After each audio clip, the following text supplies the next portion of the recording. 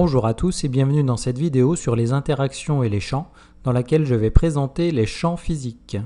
Pour introduire la notion de champ physique, je vais commencer par présenter tout d'abord quelques cartes météo. Donc quand on regarde la météo soit sur un site internet ou à la télé, les cartes qui nous sont présentées sont des cartes soit de température, où l'on voit donc la température à différents lieux, par exemple ici sur la carte de France. On voit également donc une carte avec la pression, qui va nous permettre de dire où se trouvent donc les anticyclones, les zones de haute pression, et les dépressions, les zones de basse pression. Et on a parfois également des cartes avec donc le vent, qui sont ici donc représentées par des flèches et des zones colorées.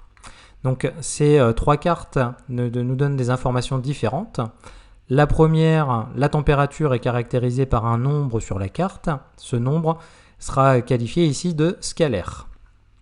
La même chose pour la pression qui est là encore caractérisée par un nombre, on parle également donc de scalaire. Par contre le vent, on voit que sur la carte on a représenté des flèches et un code de couleur permettant d'indiquer l'intensité en chaque lieu.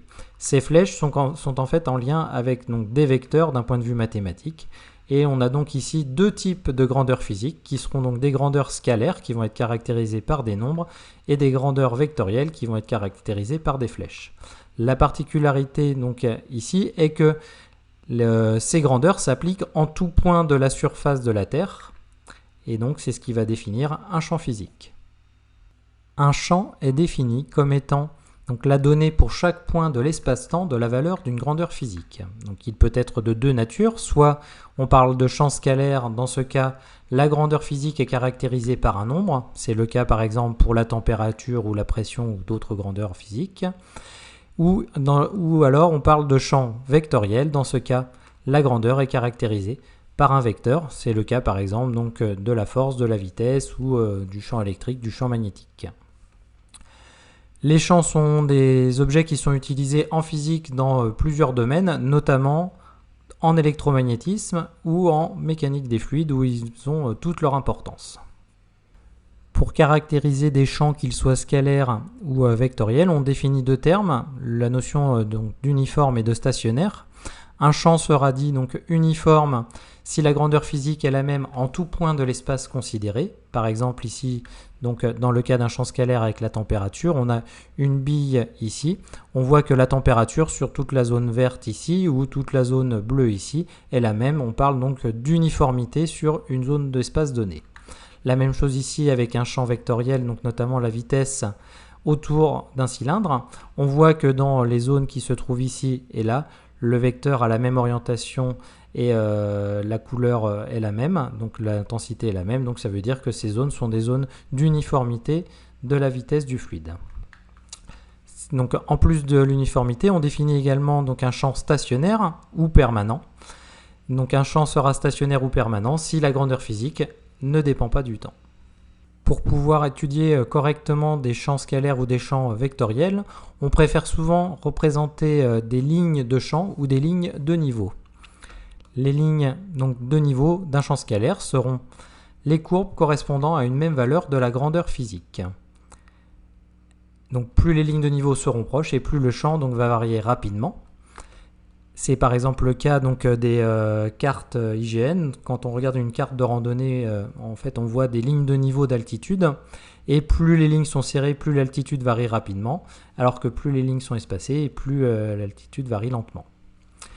Donc, pour les lignes de champ d'un champ vectoriel, ce seront les lignes qui sont tangentes au vecteur champ en chacun de ces points. Donc, ça amène quelques particularités. Ces lignes, donc, comme le champ vectoriel possède donc, des flèches, les lignes doivent être orientées dans le même sens que le champ. Ensuite, plus les lignes de champ sont proches et plus le champ sera intense. Donc plus les lignes de champ sont éloignées et plus le champ sera faible. Et enfin, si les lignes de champ sont des droites parallèles, alors le champ sera uniforme. Je vais illustrer donc ces deux notions de ligne de champ et de ligne de niveau avec des exemples. Je commence avec donc les lignes de niveau. Donc ici, j'ai représenté pour un champ scalaire donc les différentes lignes de niveau. On voit que sur certaines zones ici, le champ varie très faiblement et donc les lignes sont éloignées. Alors que sur ces parties-là, les lignes sont très proches, donc ça veut dire que le champ varie très rapidement. Ensuite, les lignes de champ, donc par exemple ici avec un dipôle électrostatique, donc une charge positive et une charge négative. Donc la charge négative se trouve ici, la charge positive ici. Donc on a des lignes ici qui sont tangentes au champ, ce qui veut dire que si je représente le vecteur champ électrique, je vais avoir des flèches donc dans le même sens que mes lignes de champ et qui sont en chaque point tangentes au champ.